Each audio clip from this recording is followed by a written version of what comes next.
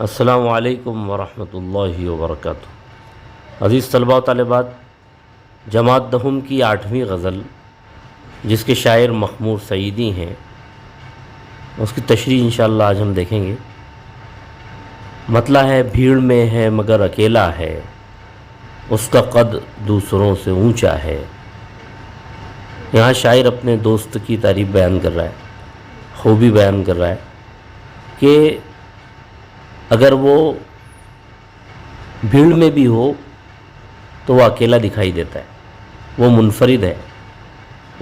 وہ اس لیے منفرد ہے کہ اس کا قد دوسروں سے اونچا ہے، اس لیے کہ اس کا جو خوبیوں اور کمالات کا قد ہے وہ دوسروں سے اونچا ہے۔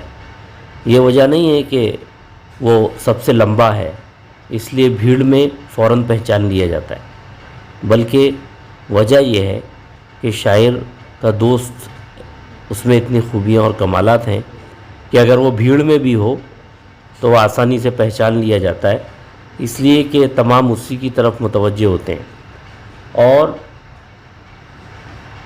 بھیڑ میں اگر کوئی ایسا شخص جو باکمال ہو اگر وہ موجود ہوتا ہے تو اس کو پہچاننے میں بہت وقت نہیں لگتا۔ تو شاعر نے یہاں کہا کہ بھیڑ میں ہے مگر اکیلا ہے، اس کا قد دوسروں سے اونچا ہے۔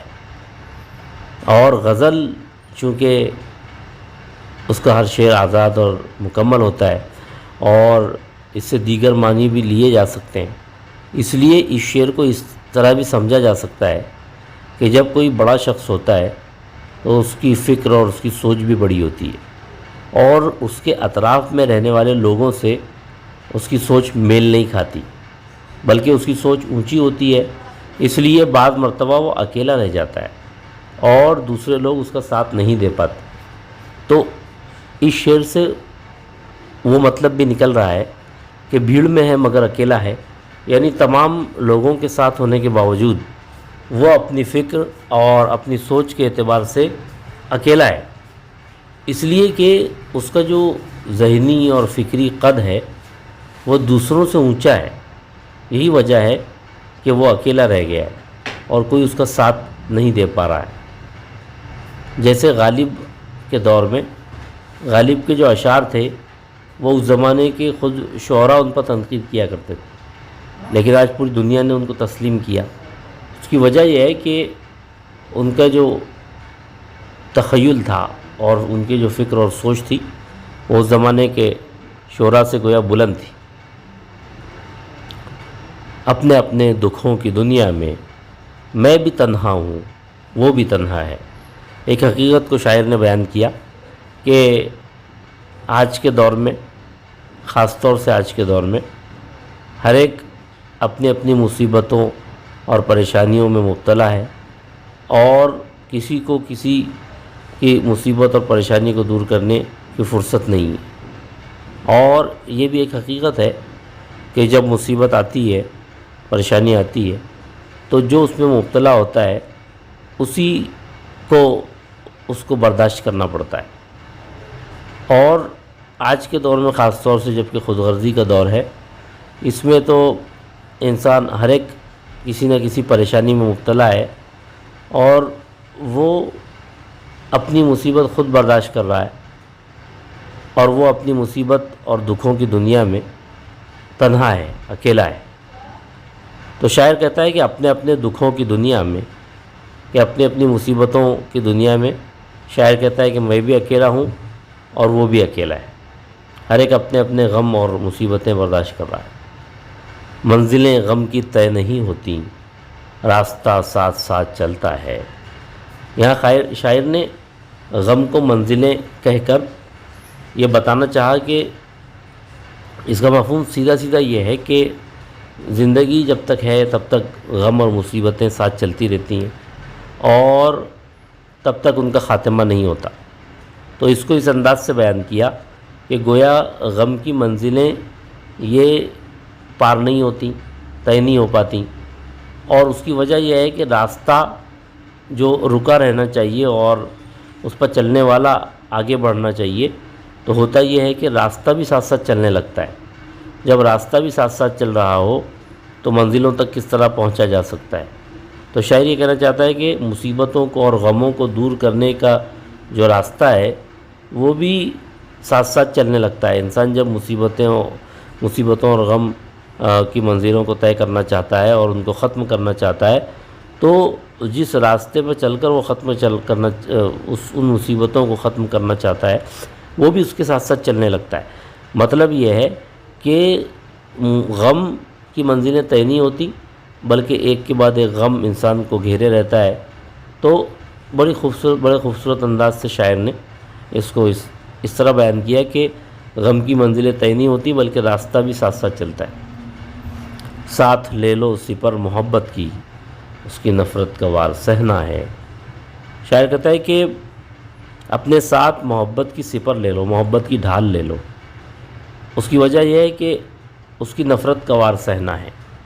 تو شاعر نے ایک اہم اصول اس میں بیان کیا کہ نفرت کو محبت ہی سے ختم کیا جا سکتا ہے، نفرت کو نفرت سے ختم نہیں کیا جا سکتا۔ اس لیے شاعر کہتا ہے کہ دشمن کی نفرت کا وار سہنے کے لیے اپنے ساتھ محبت کی ڈھال رکھنا ضروری۔ اگر نفرت کا جواب نفرت سے دیا جائے گا تو نفرت دوبالا ہو جائے گی، بڑھ جائے گی، لیکن اگر نفرت کا جواب محبت سے دیا جائے تو ایک وقت آئے گا کہ نفرت کرنے والے کی نفرت بھی دھیرے دھیرے محبت میں بدل جائے گی۔ تو شاعر نے نفرت کے لیے محبت کو ڈھال قرار دیا ہے۔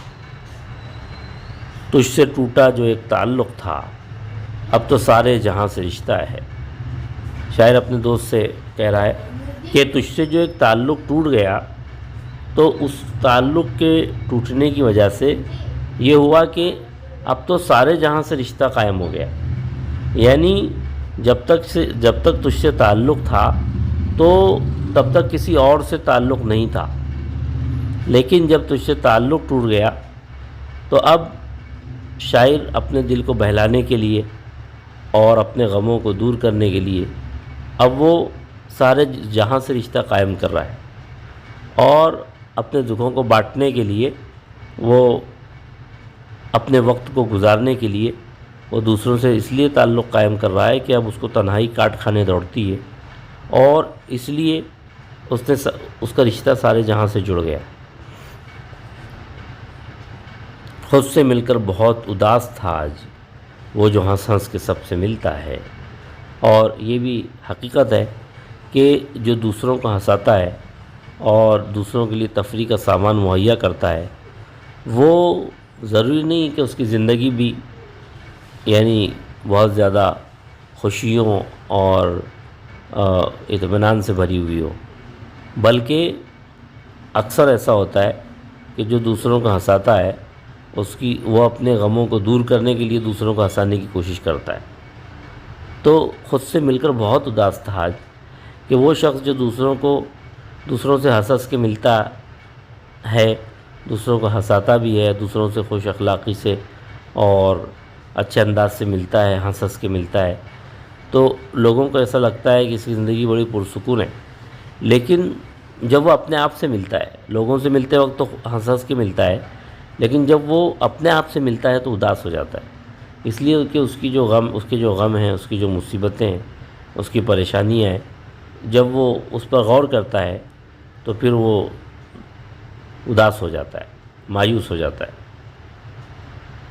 اس کی یادیں بھی ساتھ چھوڑ گئیں، ان دنوں دل بہت اکیلا ہے۔ اس میں شاعر نے ایک عجیب کیفیت بیان کی ہے کہ جب اس کے دوست سے اس کی جدائی ہوئی تو اس کے بعد کم سے کم اس کے دوست کی یادیں اس کے ساتھ تھیں، جس کی وجہ سے وہ اپنے آپ کو تنہا محسوس نہیں کرتا۔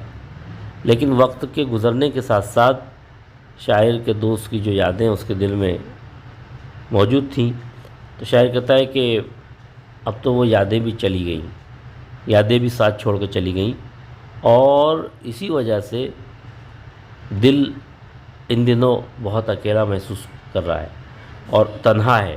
اس میں اس کے دوست کی یادیں بھی باقی نہیں رہیں۔